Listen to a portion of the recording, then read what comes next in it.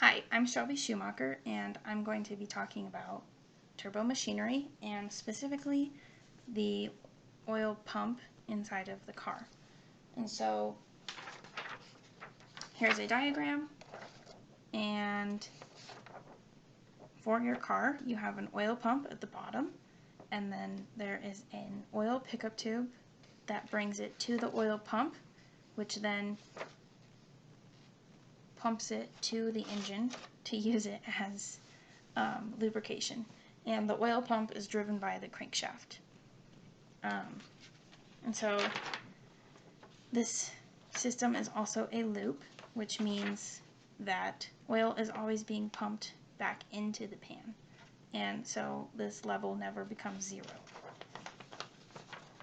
The system can be described using fluid mechanics because there are two aspects of it.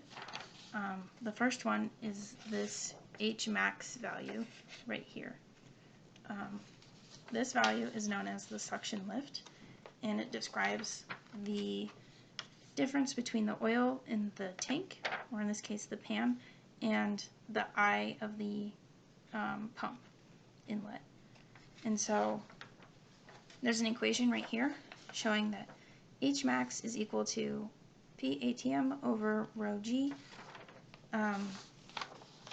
And so basically what it tells you is the maximum height that the pump can be placed in relation to the level in the tank, because if it's up too high, then too much of the liquid level might be pumped out and then it would become dry.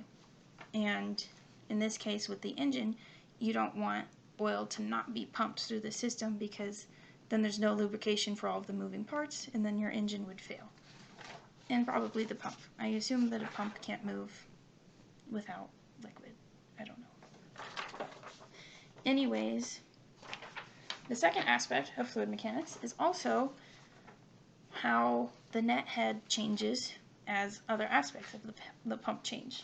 And so, since the pump is driven by the crankshaft, that means that as the engine speed increases, then the pump is also increasing its performance, basically.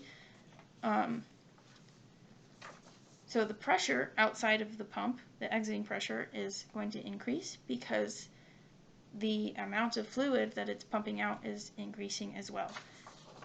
And so as you can see on a pump curve, as the volumetric flow rate increases, the available net head will decrease, but the required will increase.